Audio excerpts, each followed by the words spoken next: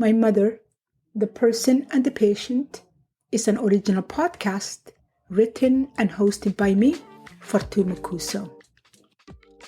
This podcast is about my mother, Timira Abdulsamid Mohammed, Ayaya we call her. That's grandmother in Somali, and her great-grandchildren call her Ayaya too, and that is their way of saying great-grandmother. Few weeks after I'd hired the second person to watch my mother for me during the day when I went to work, I took my mother for a visit with her family doctor, and he did whatever reason we were there at the time. And then in the process, I explained to him my struggle of trying to find services within the community to help me take care of my mother. And then he said he's going to refer my mother to the CCAC. That was now the name change. It's called the LIN now. I live in Ontario, so that is the arm of the healthcare responsible in providing services within the community, and that includes somebody who was discharged from the hospital but still needs a nurse to inject or have an IV or things like that, or somebody like my mother who needed a personal support, and they fund privately held agencies that would provide services. So this arm of the government, CCAC formerly and now the LIN, pays these private agencies to provide the services, whether it's a personal support care, nursing care, occupational therapy, physical therapy, anything that needs to take place within the home in the community. This agency is responsible. So he made the referral. A worker from that agency came, and she was doing the intake, this process called the intake, where she takes all the information regarding my mother and myself. So she came, she looked around the house to make sure the house was safe for my mother, and then she sat down and she had pages and pages. This could have been easily 15 pages of information from where my mother was born, when she was diagnosed, her health situation, her family doctor, any medication she's taken, list of her prescriptions, on and on. So as we went through, then we filled in those forms, and the worker asked me what my goal was for my mother, and I told her my goal is to keep my mother at home and get as much support as I can to keep her at home safely. So she asked me if I would consider putting her on a wait list for a nursing home. And I said, no, I don't want to put her on a wait list for a nursing home. There is no reason for me to put her on a wait list for a nursing home because I have no intention of putting her in a nursing home. This is not to say there is something wrong with nursing home or there is something wrong with families that see this as a solution to put their parents or loved ones in a nursing home. That is based on a situation. Everybody's situation is different. But my situation, based on my situation, based on my view, based on what I wanted for my mother, my goal was to keep her at home and get as much services as I can through the healthcare system and supplement it myself, pay what I couldn't get through the healthcare out of pocket. And I was okay with that.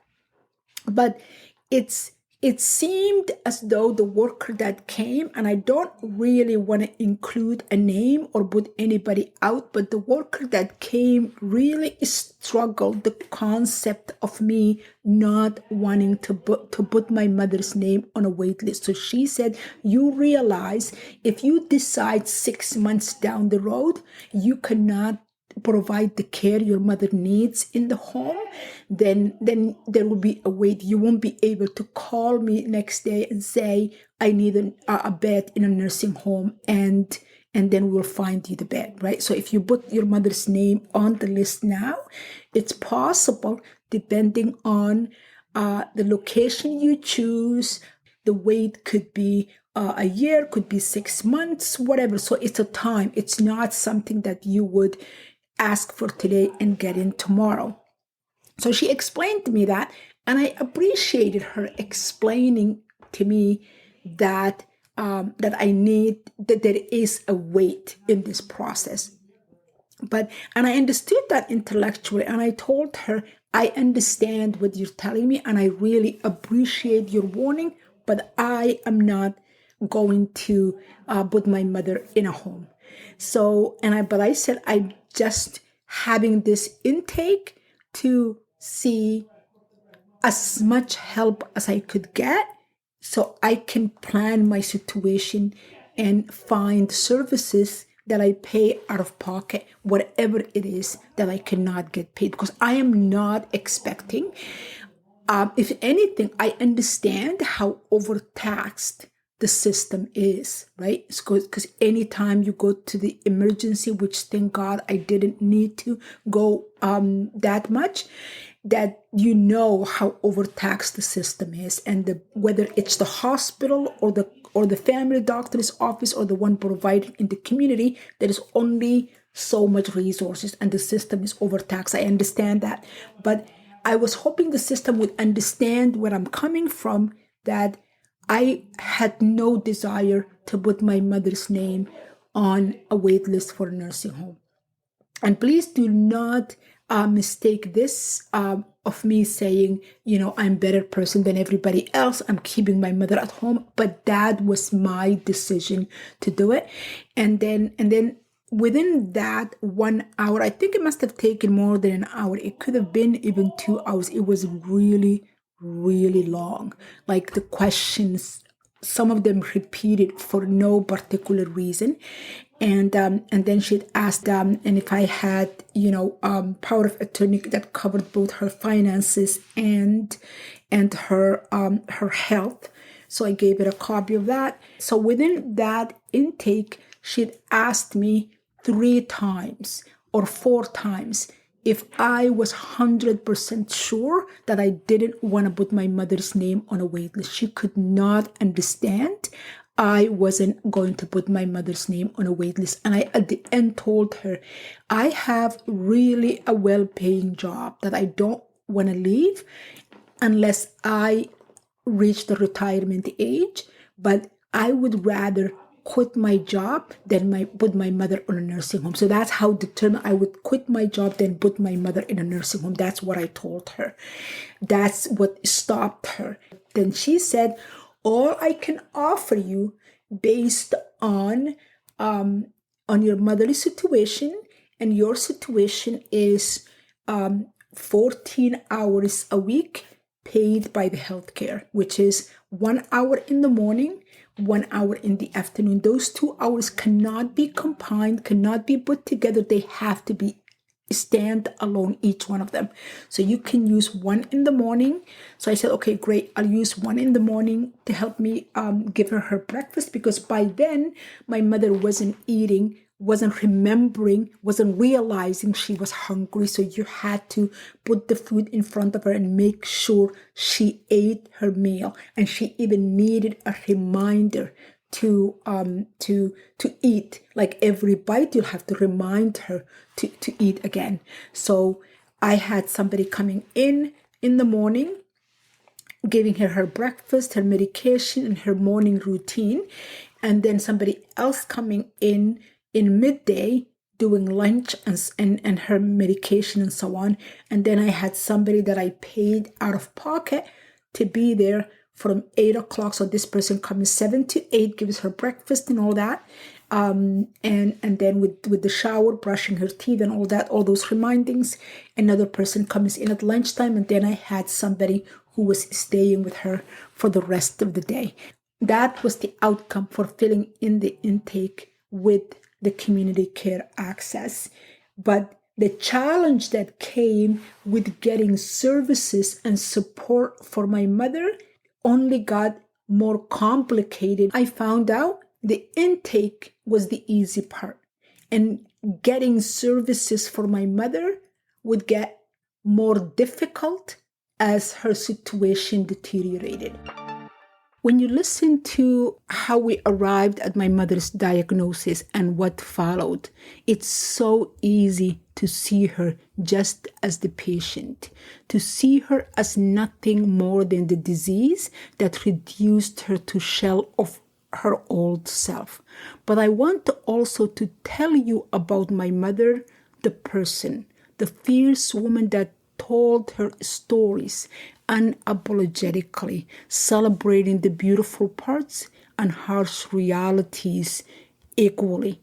I want to share with you the stories she told us about her life as a girl growing up in a small village, the tales that marked her adulthood. I want to share with you all her losses and the ultimate winnings. Following is one of those stories reconstructed from my childhood memory. Timira's mother finished braiding her hair and went straight to bed. Timira watched her as she lay down on the mat and wrapped herself head to toe with a thick shawl. "Mom, are you okay?" Timira moved closer to her mother, slowly, tentatively. Her mother nodded, her head moving up and down under the covers that seemed to block Timira's connection to her mother. From that day on, Timira and Farah went to her mother when they woke up. Each holding one of her hands, they sat by her, calling to her aloud, asking her questions. Was she hungry? Did she need water? Fresh clothes? Did she need help to get to the outhouse? She'd say nothing. Didn't open her eyes or blink. It was hard to tell if she was breathing. The morning of the 6th day since her mother stopped moving, Timira awoke to the sound of people milling about the house. "Where is my mother?" she asked one of the 4 women in their tin room. "And my father?" "Where is everyone?" Timira wondered quietly. Even Farah wasn't there. The women only looked at each other but said nothing to her in response. In their confused expressions, she saw her mother on a 4-legged wooden table on the other side of the room. "Hoya!" she called out to her and received no response. She darted toward her. The woman tried to stop her, but she was too fast for them. And soon she was hanging on to her mother, splayed over her. Her fingers laced tight and wrapped around her mother's neck. The entire camp couldn't coax her off. Villagers took turns. Some people asked her to let go gently, while others tried to unfasten her grip by force. 4 women from the camp stood around, waiting, holding on a roll of white sheet, their faces streaked by tears of varying dryness. "She's gone, Timira. You must let her go." Timira didn't know who said that, but those words angered her. "Stop with that." Timira shouted, her head still pressed to her mother's chest. "My mother isn't dead. She couldn't be dead." She yelled even louder. It went on like that for minutes, stretching into the doom of her devastated life. Timira brought her face closer to her mother's. Her eyes shut gently, her face soft and glowing. She didn't look dead. "She isn't dead," Timira said again through tears. "Come with me, child." Her father came in and lifted her off of her mother, gently unfastening her fingers. "Don't let them wash her." Timira directed her rage at her father as he carried her away from the women who surrounded her mother to prepare her for burial. "She'd be mad at you when she finds out." Timira knew her father didn't like when her mother got mad at him. Her mother had a sharp tongue that could cut to the quick. "She won't," her father said, "because she's not with us anymore." "Stop saying that." Timira made a fist and tried to hit her father, but he took her hands in one of his and pulled her in a tight hug. Her father gave the best hugs, but that morning his embrace felt nothing more than a clumsy attempt to convince her something that he couldn't understand himself. "She's gone, Timira," he said. In that statement, Her father sounded just as lost as she was, unsure of the answer he'd just given her. She can't be dead. She wasn't old or sick. The memory of her baby brother's death flickered in her mind. He wasn't old or sick either, and the evil didn't come for her. That was the only other way to explain a sudden death like that. Please go and wake her up. Timira's father reached for a wooden stool in front of their room, sat on it, and pulled her to his lap. Part of her wanted to push him away, to tell him she was too grown to sit on her father's lap, but she didn't. She just sat there limply. What killed her? Timira asked.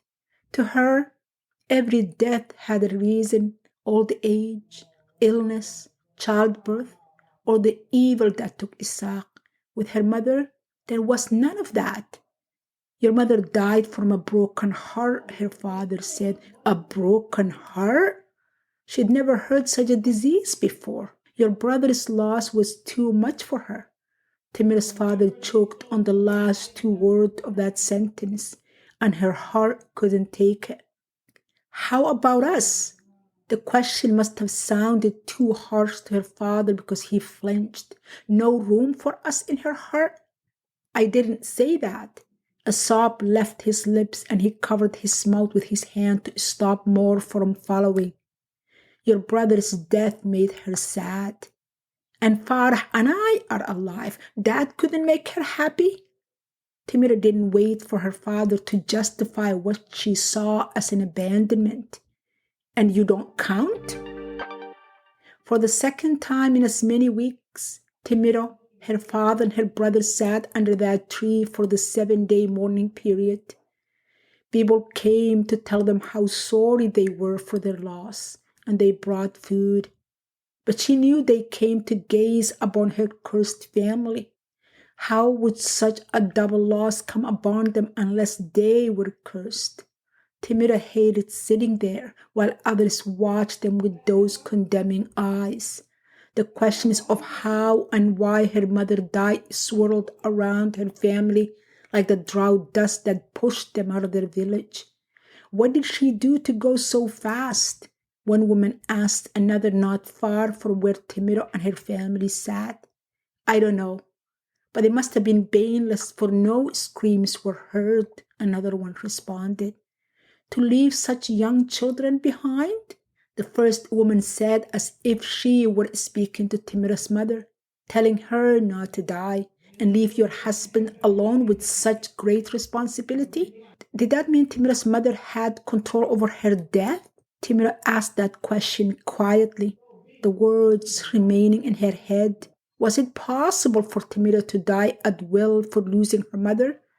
Because Timira loved her mother more than anyone else, even though her action, if that's what she'd done, showed her mother didn't feel the same about Timira. Why else would she leave her grief-stricken and motherless? The way she'd lost that child, one of the women seemed to empathize with Timira's mother. How is a mother to survive such a thing? She has two still alive and needing a mother, the other woman said. It's not right. They came and went, women, men, children, asking questions, speaking loud enough for Timira and her family to hear, all the while pretending to be whispering. Even her friends, Saadiya and Ambiya, took part in the assumptions. Between Timira and Farah, her father sat there on the same stool he'd occupied a week ago for Isaac's loss. During Isaac's mourning, he couldn't sit, as if the guilt of letting the evil take his boy propelled him forward. Now that her mother had abandoned them, he remained seated, glued to the stool beneath him. His eyes were vacant and he stared back at the unkind world, the void her mother had left behind for all to see.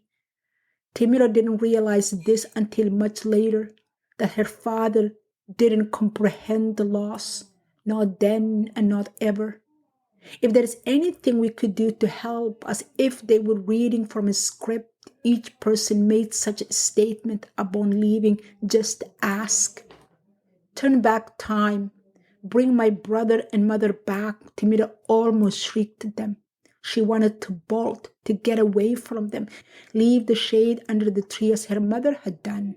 But she stayed put every day of those 7 dreadful days because she didn't want to be her mother and disappear when her family needed her the most. So she endured as people around them spoke of the misfortunes of her family. She endured listening to their implied suppositions of her mother's selfishness. She endured as one person or another mentioned the curse. Her mind was silent, her face expressionless. She held on to her brother and her father, the broken pieces of her family. Their touch kept her grounded during the day, giving her the comfort to weather those accusing glares. But at night, lying on the mat her mother once occupied, she wished for a sudden departure. The desire to leave her miserable existence behind welled in her. But at the sound of the morning prayer call, well before daylight penetrated through the small holes of the tin roof, she got up and stood in line for the community cooking fire in her mother's place. Her mother's leaving obliterated the unconditional love she'd claimed to have for her. The years that followed her mother's death did nothing to diminish her fury at her mother's action. The anger she'd felt settled into the pit of her stomach as time passed. The ire grew with her, gaining strength the years that followed. Every slight she'd suffered, any misfortune that came her way, and there were too many to count, only confirmed the feeling of abandonment.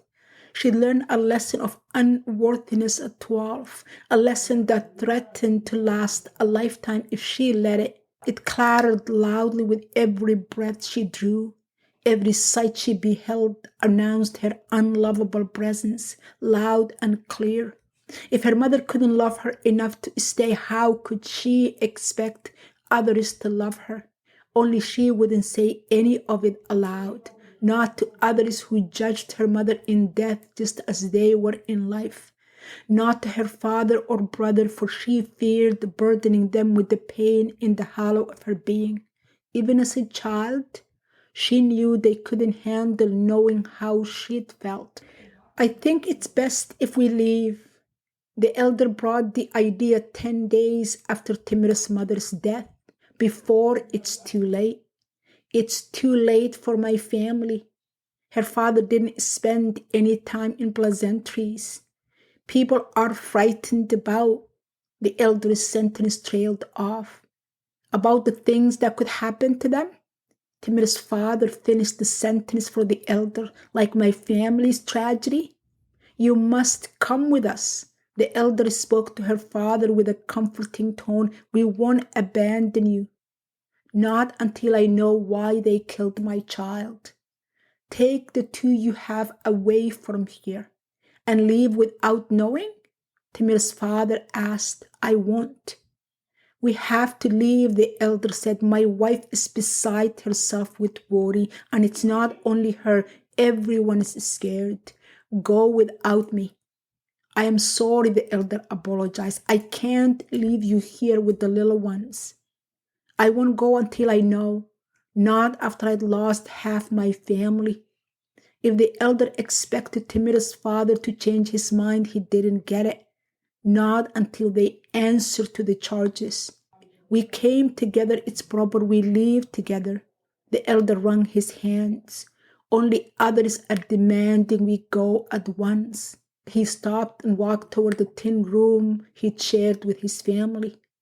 But he turned around before he reached the door and returned to where her father stood in front of the room. We shouldn't leave you here alone with the little ones. Timur's father said nothing, and the elder returned to his family. The following day, Timur's family woke up to an empty camp, exodus complete, only 3 of them, alone and scared. As they walked around the camp together, using the outhouse, cooking and washing, the camp gaped at them. The fear of what might be lurking beyond the gate grew by the hour. Still, Tamira was proud of her father's decision to see it through, and in that, he was so unlike her mother. My mother, the person and the patient, can be found in all your podcast streaming apps, or head to my website, fortumakuso.com, to listen to the entire season. Please do not forget to listen, like, share, and follow. And join me next week as I share with you another episode of my mother's journey as both the person and the patient. Thank you.